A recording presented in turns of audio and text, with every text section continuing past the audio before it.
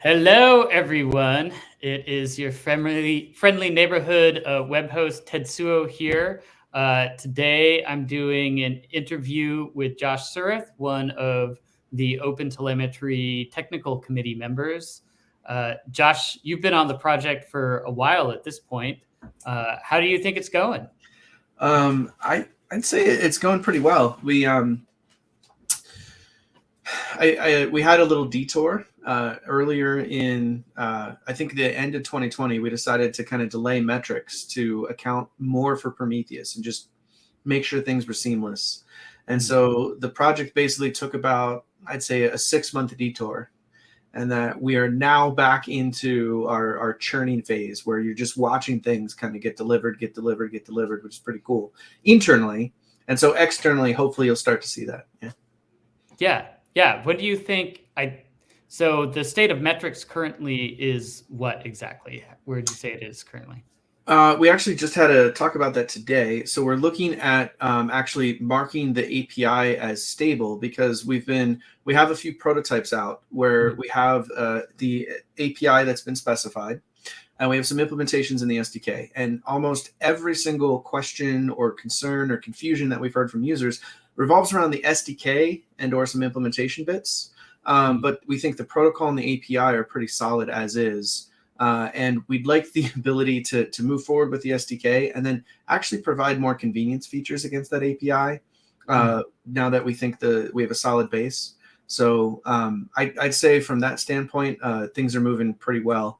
It's interesting. There's two things going on in metrics right now that I think are exciting. One is this SDK implementation, which should give you the most significant thing it gives you, besides just basic correlation of resources between traces and metrics, is exemplars baked in out of the box. And because the instrumentation is done in the same software, you get that trace exemplar just for free without having to do any sort of weird integration between the two, because it's just baked in. The other interesting thing is there's a whole effort going on with different community members around exponential histograms.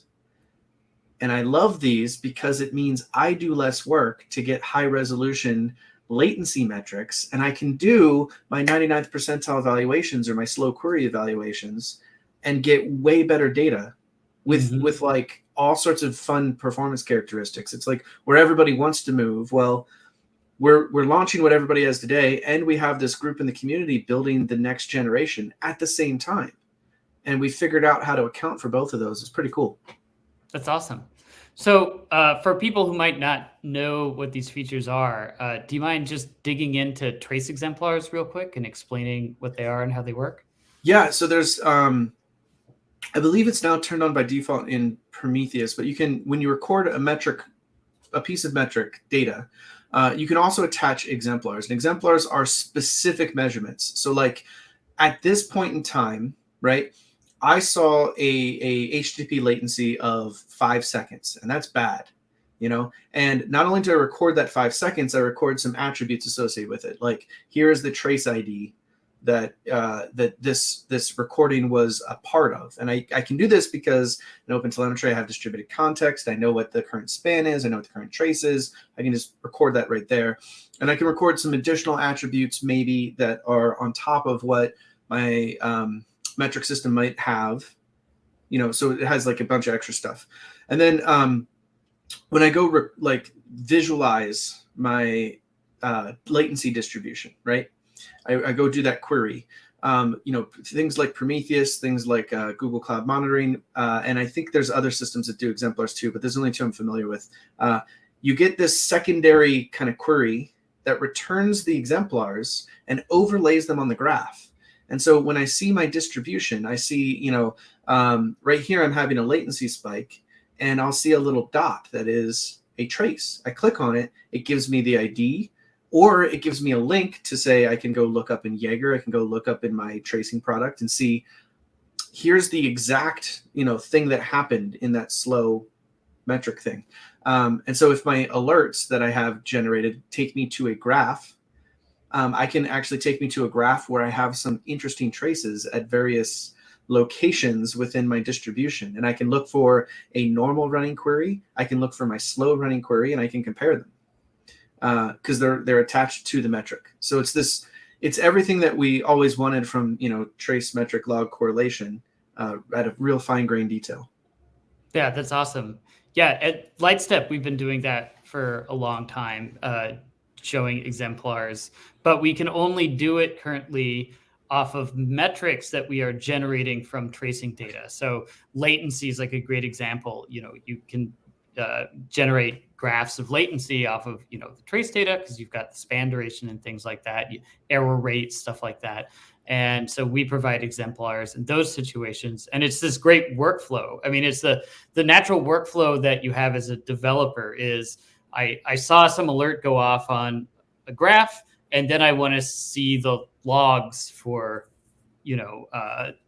transactions that were creating those errors or having those latency issues. So being able to just like smoothly just click on something and go right over there and see it is such an amazing time saving activity.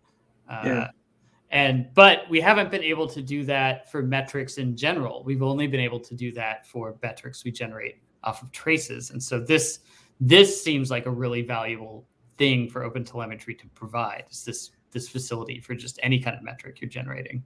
Yeah, and I mean that's a really beautiful point of like, before you saw this in tracing products, right? Mm-hmm. You didn't see it in just metric focused products or those metric alerting products. Now you're starting to see those links show up in those products, and you can start unifying your observability backends. So yes.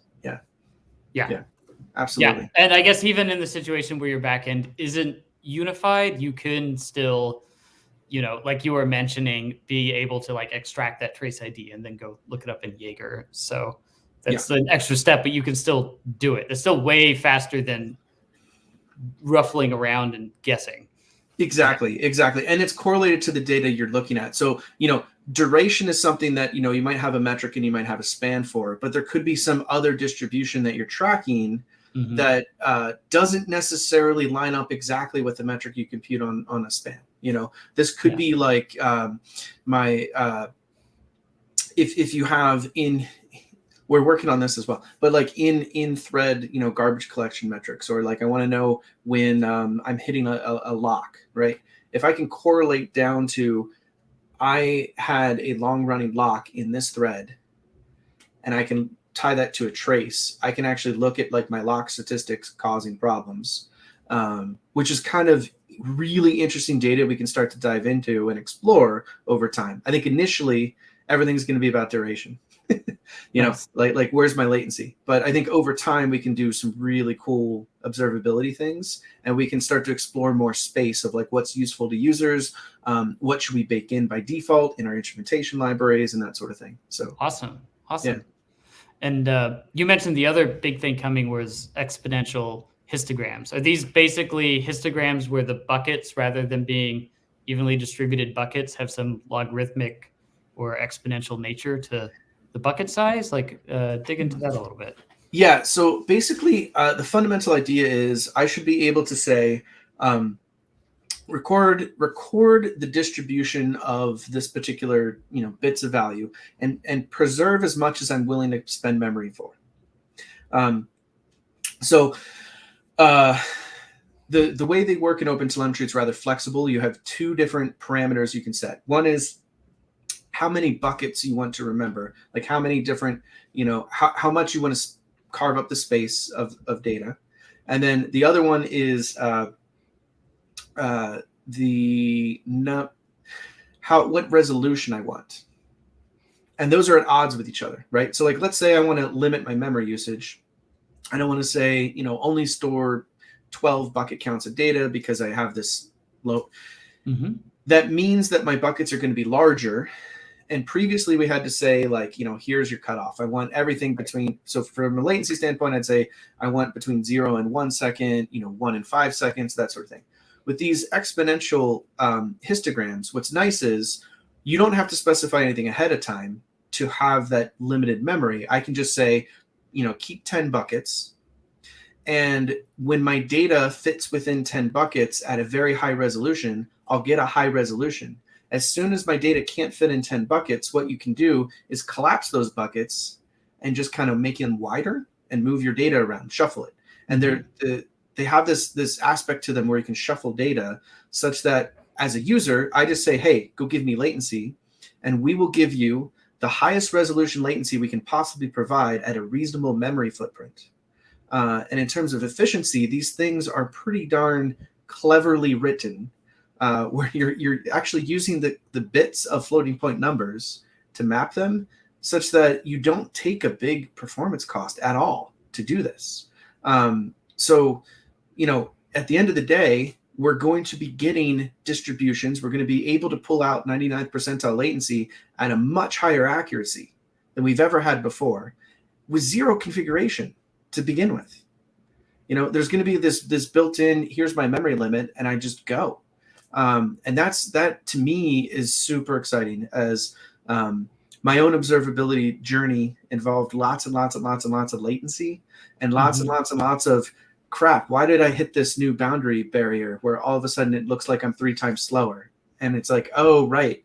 The resolution of my bucket distributions was terrible at the high end. And so I can't actually figure out how slow I really am. Yeah. This sounds like one of those things that's amazing for implementers, but for end users just makes histograms work probably the way they think they work in their heads to begin with. Yeah. Basically, I think for implementers, it should be like, I do less work and it makes more sense, and I don't need to know any of the details. Yeah. And having a much more predictable performance sounds like, fabulous. Yeah. Cool. So you mentioned there are already prototypes available. I know people can try all of this stuff out today in Java. Is that correct? Yeah, the exponential histograms in Java are still in a very prototype phase. So you have to be using like branches or pull requests to consume those today. There are implementations in various languages for those, but in terms of like exemplars and the metric specification, you can actually leverage those today you can even use the Java auto instrumentation agent for this if you'd like. Yeah. .NET has a really strong preview. I don't know if exemplars have landed just yet in that. I think they're planned for the next release. And then there's a roadmap out for Go and Python. Those should follow relatively shortly. Great. Do you think it's realistic that we'll start to see betas by the end of the year? I know that's like 6 weeks of work, basically, before you hit that goal.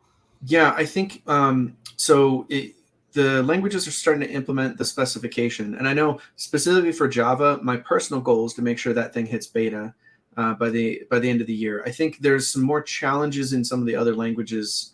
I'm pretty sure .NET will land there as well. I would expect almost all the major languages to have something out in the first quarter of next year. So great. January, February timeframe. But it might take a little bit longer depending on some of the complications. For example, the Go implementation, they have a lot of history. They have a previous implementation of a specification, and they have the current implementation, and they're trying to provide a nice transition path. So they're actually going to purposely be a little bit slower to bring along existing users. That's great. That's awesome. Yeah. But yeah, it sounds like though by like end of January, Java, .NET, and Python probably will have something people can play with that is either in beta or looks enough like what the final product is going to be. It's worth checking out. Yeah. I don't want to speak for anyone here. We're actually working on a roadmap in general of OpenTelemetry, so you'll be able to see kind of what's going on there and some of the plans that the different groups have. And when it comes to metrics, given what I see, I think it might be a bit more rapid than the initial launch of tracing, from when the specifications mark stable to when you see betas or publics availability. Primarily because when we first launched the tracing specification and launched these languages, there's a lot of just core work that needed to get done. Yeah. And as we launch these signals, a lot of that core work is there. and we can just leverage it. So there's a little bit less that needs to happen. So I expect it to accelerate. Not sure how much though. It'll be we're going to kind of figure that out as we go with metrics and use that for all the other signals. Yeah. Well, I think having prototypes already kind of happening in various languages, and the maintainer is generally aware that this thing is coming, and also feeling like there's a guarantee around it being a stable target. I think that was the other thing with when we were doing tracing, was we were getting so much feedback as people were implementing it. The spec was kind of a moving target, and it feels like there's been, even though it was slower up front to make the specification correct, we're not worried about churn essentially this time around. Yeah, I think that was one of the big lessons from Trace that we put into metrics, is just take more time to get that spec right, and then don't keep re-implementing for like, get the bugs out first. Yeah, for sure. Yeah. Cool. So just pivoting a little bit, you actually have a background in open source prior to OpenTelemetry. This is not your first rodeo. Could you tell us a bit about like other projects you worked on? Yeah. Ironically, my first foray into open source was actually I created a plugin for the Eclipse IDE for LOL code. All right. Yeah, not that I want anyone to actually remember that, but that was my first foray. I was, I had an itch to scratch, and I just wanted to scratch it. And then I realized how easy it was to contribute to open source. I realized how awesome the community was. I even found there were people who contributed to that project. And, I was like, man, if people contribute to just a joke project, I wonder what it's like to work on a real project. And so I moved into, at the time I was a Java developer, and this was around the time that Java hadn't changed in years. Mm-hmm. And we were all looking for, okay, either Java's going to start to change, or there's going to be another language to replace it. And so I was looking at Groovy, I was looking at this thing called Fan, and I was looking at this thing called Scala. And Scala really attracted my attention, and I got involved in it. I started contributing to their IDE, a more useful one. Awesome. And then eventually I joined the company. At the time it was called TypeSafe. I think now it's called Lightbend, that offered commercial support behind Scala. So I was the release manager for the Scala 2.0 build system. We built this, I ended up doing a lot of tooling and DevRel things. So we, one of the projects I did, we built a build tool that would try to compile the ecosystem of Scala open source against the latest Scala compiler. And we got that sucker up to about 1 million lines of code before I stepped back and moved over somewhere else. But it would build about 1 million lines of open source Scala code against the next version of the Scala compiler to just verify compliance and things. We tried to do this thing where we bundled libraries and all sorts of ecosystem fun. We slowed down releases and things to account for community. It was a fun time. There's a lot of really strong developers in that ecosystem. A lot of really hard problems, and a lot of interesting bytecode. Nice. Do you have any lessons learned from being involved with both Scala and now OpenTelemetry? Yeah, I think so. If I could say anything to open source contributors, I would say basically I always do 3 things. So the first thing I would say is not every project is the same. There's like 3 types of open source that I'm going to call out. There is, I am a person who has an idea, and I'm going to scratch that itch and provide a project, and that either lands with people or it doesn't, and you build a community around it, and it is its own thing. This is like, VI, I'm just going to go solve a problem, and people may or may not buy into it. And there's a lot of come and goes in those projects. And it's usually the goodwill of one person who cares about a problem running it. So that's if you're working on one of those projects, remember that it's not their day job. And also remember that it's kind of their hobby project too. So if they're a little bit nitpicky on things that come in, it might be because that project is not, they're not even putting it out there for you. They're putting it out there for themselves. So you don't know, but that's like one style of project. That's not the OpenTelemetry project. There's another kind of project, which is I'm a company and I have this piece of technology I want people to adopt externally because I want to share the investment that I made with the world. But really, when it comes down to it, that company still owns that bit of software. Like it's for them. It's like, hey, this happens a lot with agents nowadays for various reasons, where it's like, here's our agent. It's open source. You can use it. It talks to our company, and we're gonna, you can contribute code to it. We want you to like make this better because you're one of our users, and we want you to see how the code works because there's no secrets there. But it's really for that company, right? It's again, and there's a lot of projects like that. And one thing to remember there is, it's that company, it's their priorities. They decide what happens, Then there's a project like Kubernetes or OpenTelemetry or Prometheus, where it's like a group of people have come together where we all had independent solutions, and we decide, what, it doesn't make sense anymore for us to solve this problem independently. We're going to work together. And now it's more of an open community. It's like a, there's still some come and go, but there's people who are paid to work on this and make it work across a group of people. And those are actually my favorite to work on between the two. Scala was a mix of a community-driven and a leader-driven community. It was a little bit of both. It depends on what aspect of it you were on. And OpenTelemetry is fully community-driven. And so there's pros and cons. In Scala, we could get a decision. We could get a clear no, and we could get clear yeses very quickly. If anything was in the middle, it would take us a while because we tried to build consensus. In OpenTelemetry, it's a little bit different. Getting clear yeses and nos sometimes is harder because you're trying to make sure this works across everybody. Yep. But what's really cool is like the amount that I've learned, the amount of different use cases, the amount of different people. To me, it's just way more exciting to work in that space with all the diverse opinions and all the kind of interesting problems people bring, Yeah, no, I totally agree.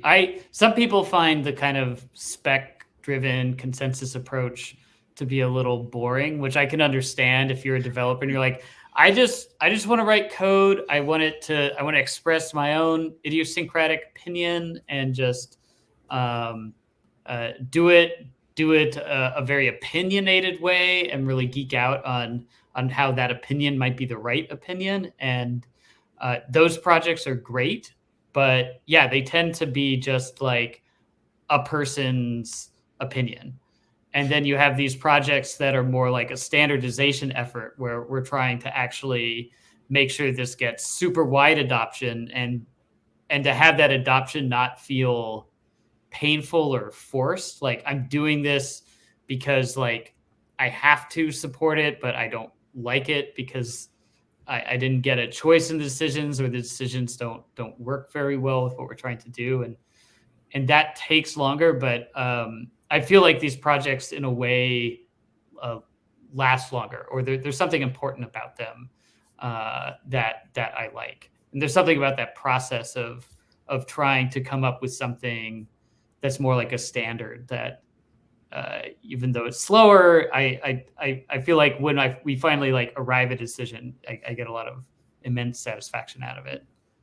Yeah. And another way to phrase this, like if I use an analogy in Scala, there's a functional programming library community that I really like called Type Level that really great people. They come up with really cool ideas, and they're like, you know what, we're going to write some sort of streaming async library, right? Yeah. And they build their streaming async library the way they want. That the mindset and the way they approach it doesn't work on the Scala language itself. And the reason is the language itself has a broader set of concerns and things that it needs to deal with. And there's all sorts of weird, hairy corner cases you have to be aware of. And OpenTelemetry specification is that weird hairy corner case. And then an OpenTelemetry, say, instrumentation library, no. You can be like, you know what? I'm going to integrate with Express.js, and all I have to worry about is what they do. I don't have to think about all these other weird concerns that the spec does. And so there's like levels of complexity you have to deal with. And I do love learning. That's one of the things I just love to do. And the spec is a great place for that because it's big and there's a lot of knowledgeable people with lots of hard problems. And you want to make sure that you account for all of them and provide a clear, clean path for most people. Yeah. And something I'm excited about is I feel like we're still building the platform, like the ground floor of this thing. But once that is fully built out and stable, I'm actually excited about projects that can be built on top of it that are a little more opinionated and idiosyncratic, because you know that as long as it boils down to these lower level API calls, it's going to interoperate with everything everybody else is doing. And then at that point, you can be maybe a little more creative about, well, what's the interface that I want to have over here for me, or what's a more ergonomic way to do this without having to think about all of those corner cases. Yeah, I think we're already seeing some of that show up in like not necessarily visible to end users of OpenTelemetry, but kind of internally in discussions. Like I'm involved with the Java instrumentation, and there they have an API for doing instrumentation that is a kind of simplified version of the specs for metrics and traces, and it helps them get instrumentation out the door quicker. But it's also not something we'd want to specify just yet because it's a limited thing. It doesn't account for all the crazy possibilities, but man, it works for what they need, you know, and it's solving that problem. That's us enabling that is beautiful, you know, and the more we do that, there's lots and lots of little communities springing up around OpenTelemetry that are doing this that I'm more than excited for and really want to encourage them to just go to town, you know. The Berkeley packet filter folk that are like, hey, this gives us so many capabilities. What can we do with this? Beautiful. Like, please go to town. Like, give us cool stuff, you know? Some opinionated one little thing that does something amazing that everyone can make use of. Beautiful. Yeah. I'm excited about. I'm also excited about data analysis taking a more bespoke approach. One of the things that was always difficult was if you came up with some kind of analysis tool, you had to piggyback off of some other system that was delivering that data, or you had to like rewrite the whole ecosystem yourself. And with OpenTelemetry providing these kinds of like integrated stream of like all the different kinds of data with correlations across your logs and metrics and traces, I think because that part is novel, right? Being able to like have all of this data correlated is new. I think you're going to see a lot of like the big established systems doing something interesting with that stuff. But I think there's also more room than ever for someone to just kind of write a one-off project, even if it's just like academic, right? Like an academic project in this space would be very easy to do now because you just write an exporter for the collector, or you just have your thing in just OTLP, and now it's just like a little configuration change in the collector to have that thing start receive data. So I'm hoping to see like some greenfield stuff in like the realm of like data analysis pop up. Yeah. There was a presentation in the log signal. This was a while ago of an academic paper where they were doing like security log analysis of like network security vulnerabilities, where you send your traces, you send your logs, you send your metrics to the collector, and they were feeding it to some threat analyzer. Nice. And the more we see that, the better. Like that was just one instance, and I'm looking forward to more of that. I agree with you. Yeah. There's a system. I think a couple schools out in Boston work on called the Pythia team, and I think it's mostly trace based, but they're focused some real interesting ideas around heuristics around identifying abnormal or bad behavior in a system. You can't solve the halting problem, right? It's like you can't say there's all these like AI ops stuff out there saying like we're gonna root cause your problems and maybe even like deploy a fix. Like I think I saw. I guess I shouldn't name where I've seen some of these things, but I saw some of these things and I was like, that's not realistic. But a thing they were doing over there that I thought was interesting was trying to do some academic studies of like what are patterns in data that indicate something is amiss, like what are data shapes that actually commonly correlate with problems. And I thought that was a real interesting take on it. So it's not going to root cause your problem, but it is potentially a nice heuristic to get an alert on. Yeah. And I think the key to any ML or AI solution is you need a lot of data. Yeah. If you ever work with AI or ML and you're not recording everything, you're probably going to have a bad time. Yeah. I also think these systems work a lot better when they try not to overreach. Like there's a huge amount of value in finding correlations, right? Like there's a lot of like objective data crunching and like objective results you can feed to an end user that will like help speed up their process. Like the first thing I'm trying to do when something's going wrong is like find the correlations to start narrowing down what might be the problem. And that takes a lot of effort. And I think machines can really help there.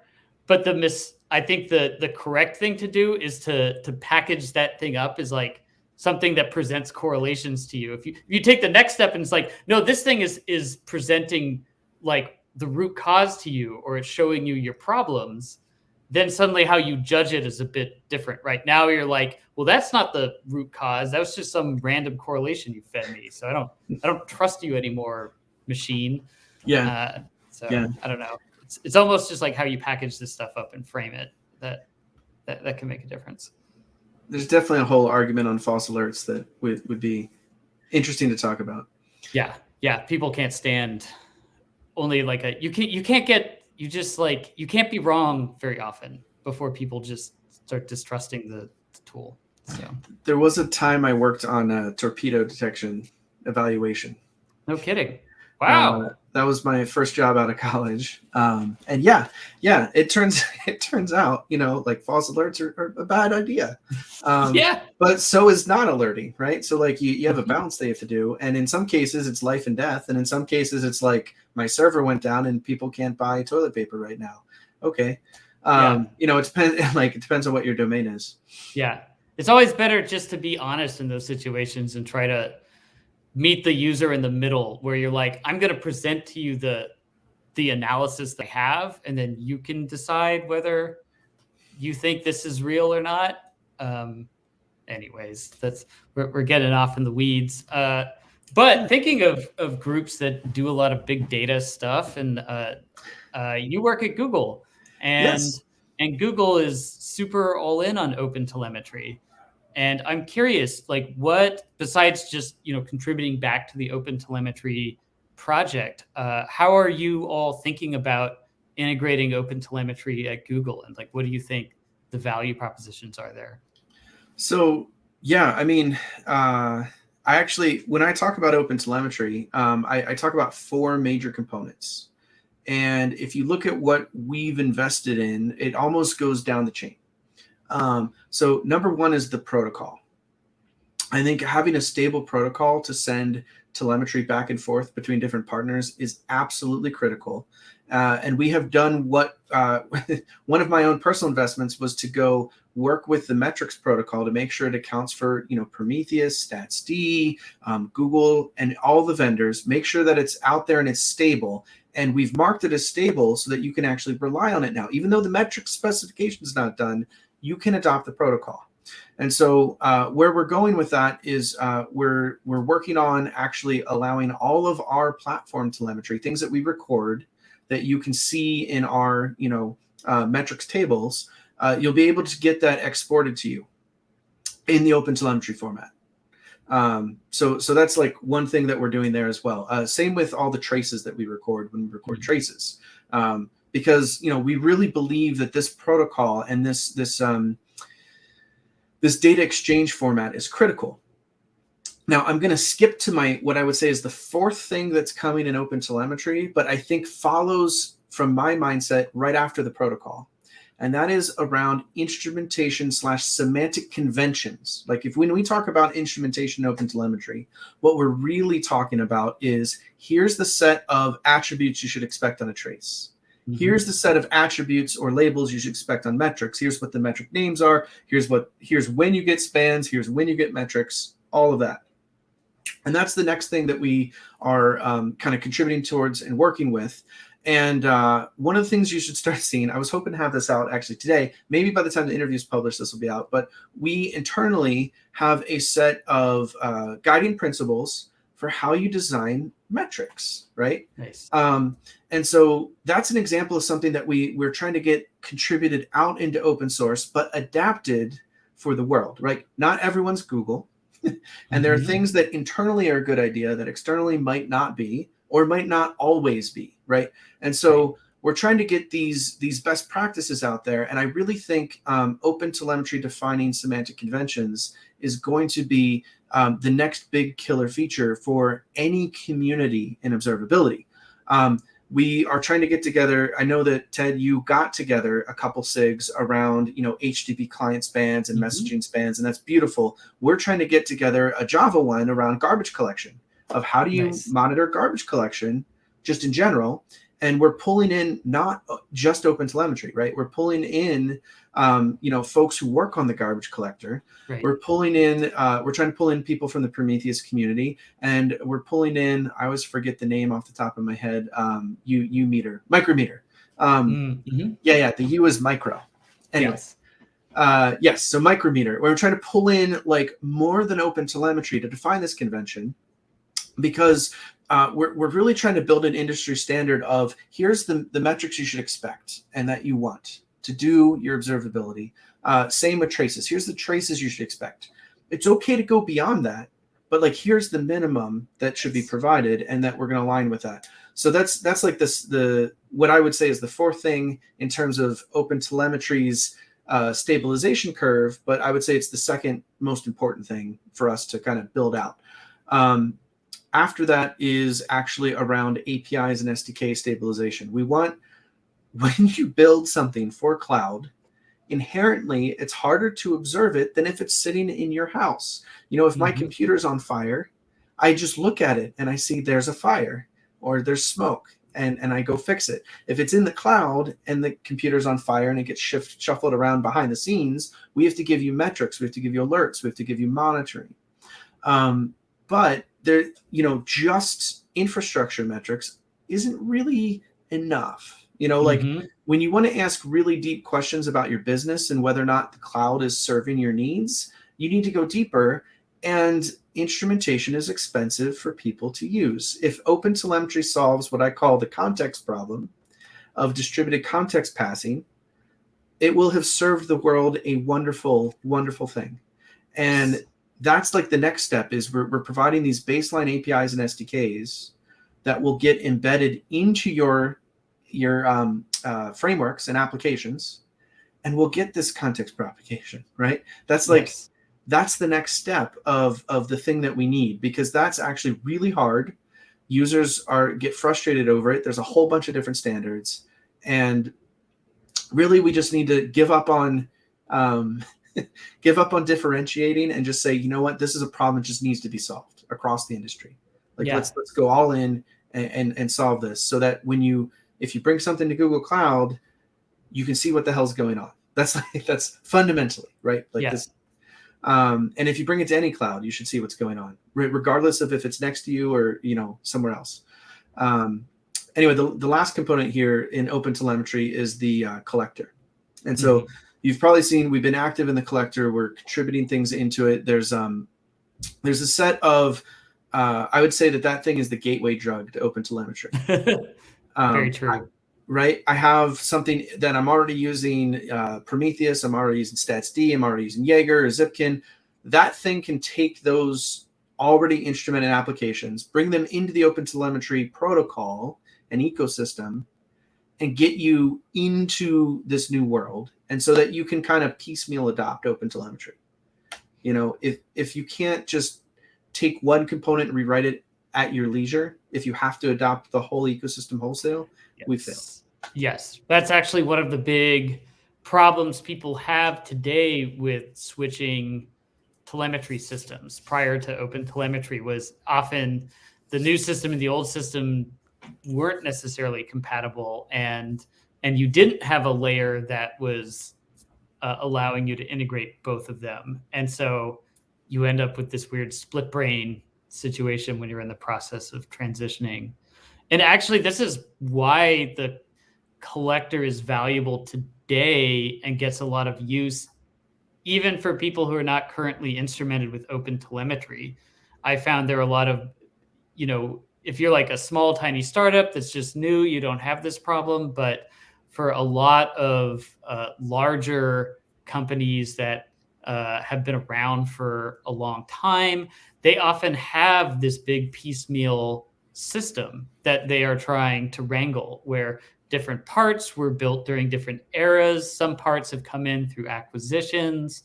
And not only is this system, because it's kind of heterogeneous, like difficult to understand what it's doing, the telemetry and observability portion is also often really fractured, where this chunk over here was instrumented with this stuff, and this chunk over here was instrumented with this other stuff. And they struggle to wrangle all of that. And one of the valuable things that Collector does is even without instrumenting anything with OpenTelemetry, you can plop it in to your telemetry stream and have it start collecting telemetry from all these different components, like all these different existing data sources, and then producing one single data source on the outside, or even multiple data sources. So now that all of your telemetry backends are getting all of the metrics, let's say, instead of like some of the metrics are in Datadog, some are in Prometheus, some are something else. So we see a lot of people get started just to wrangle the stuff that they already have without even like beginning to transition to the rest of the instrumentation. Yeah, and it's just highly customizable too. You can filter, you can do renames, like you can use the collector to enforce your naming conventions if you want to start shifting things. For example, you can throw the thing onto a PubSub queue or a Kafka queue or whatever your equivalent messaging platform is, and then send it to another data center to store somewhere else for long-term analytics, in addition to sending it to your live system locally. There's lots and lots and lots of things that it can do. It's now, with that, you have to deal with the config that you've created. But it's in terms of like the power that thing provides, it's pretty amazing what that is. And I think it's set the tone for most of the agents that you've heard of come out recently are basically, the same vision. Mm-hmm. Yes. Just for whatever ecosystem you're talking about. I think actually Elasticsearch had one that I hadn't seen that they just launched, like the one agent to rule them all. And if you look at it as a product, it reads against the collector. It just talks to Elasticsearch, right? It's kind of interesting. Right.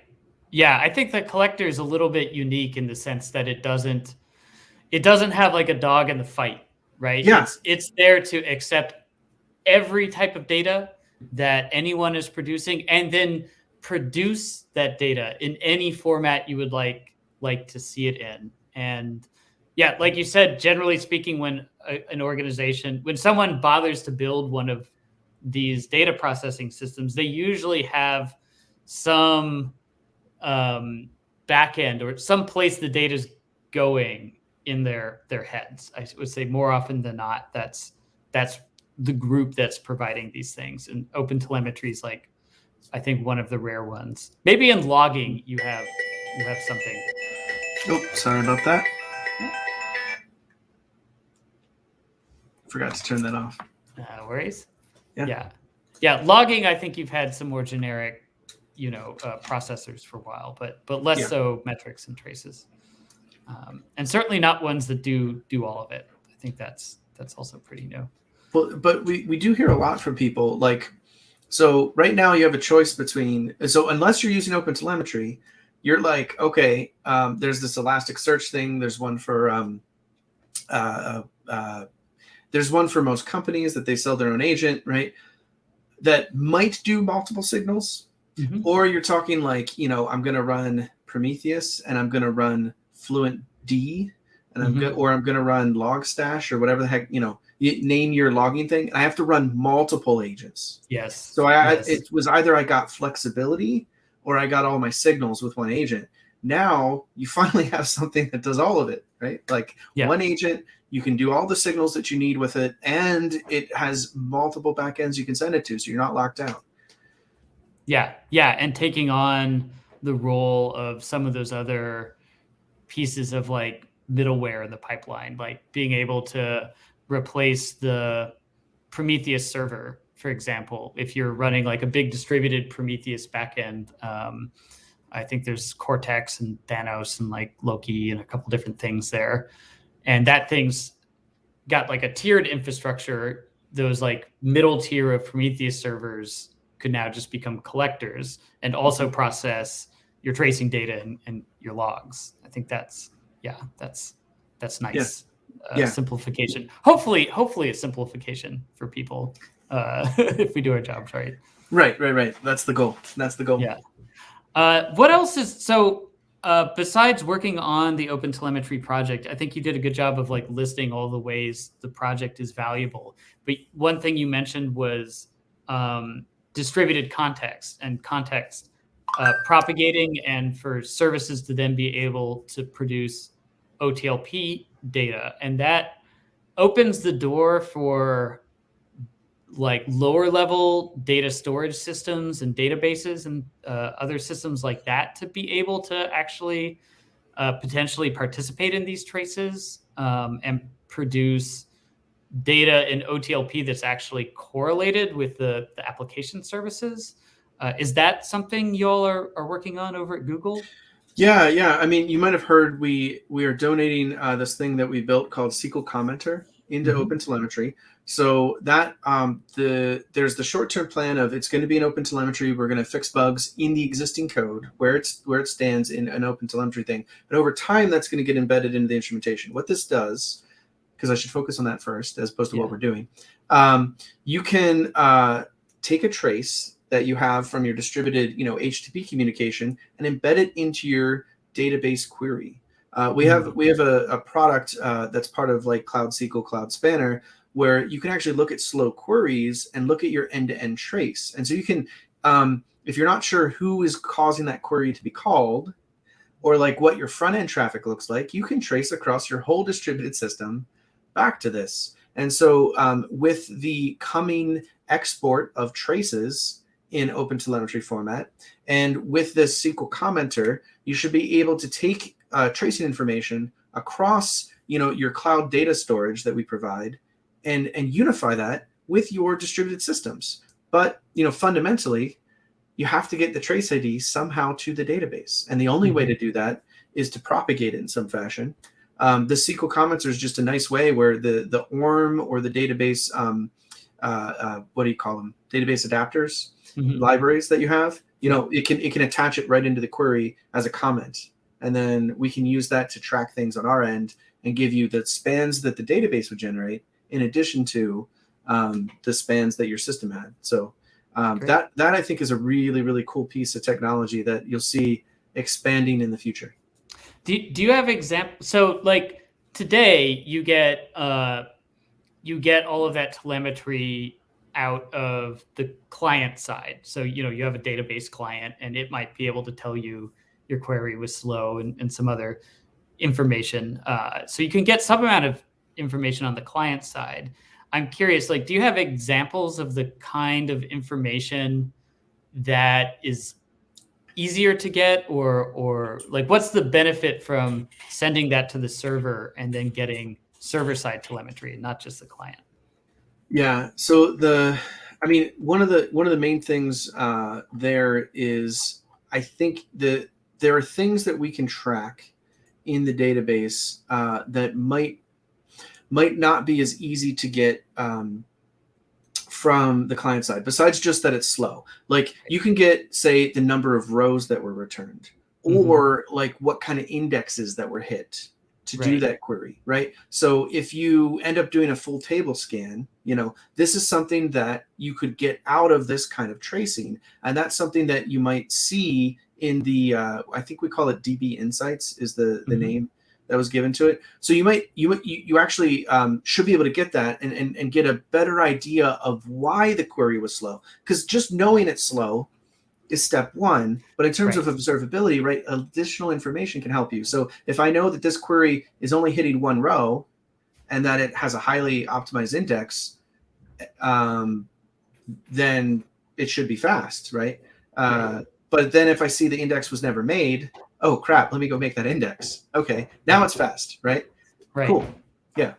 Awesome. Well, that's really exciting. I'm excited to see OTLP data sources from more and more data systems providing this kind of information. I kind of expect that to be the next wave of stuff after we stabilize the current set of conventions and everything else, like you were saying. Like we've got a bit of stabilization to do on our end before I think you see huge adoption of that. But it feels like we're getting there. Like my hope is Q1 we'll have that stuff kind of wrapped up. Absolutely. Yeah. I mean, we're working on the roadmap right now, so you should see that come out relatively soon. And we're being a lot more conservative with our estimates now. And even so, a lot of them are starting to hit really soon. So I'm pretty excited. That's awesome. Well, thank you so much for sitting down and talking with me, Josh. It's been a great interview. And yeah, I look forward to seeing you at all the upcoming spec meetings. Yeah, and I just want to say thank you for everything you do. Thank you for being like a voice in the community and a voice of reason. Like really appreciate it. And just thanks for having me. It's been really fun. Awesome. Thank you so much. All right. See you on the internet. See ya.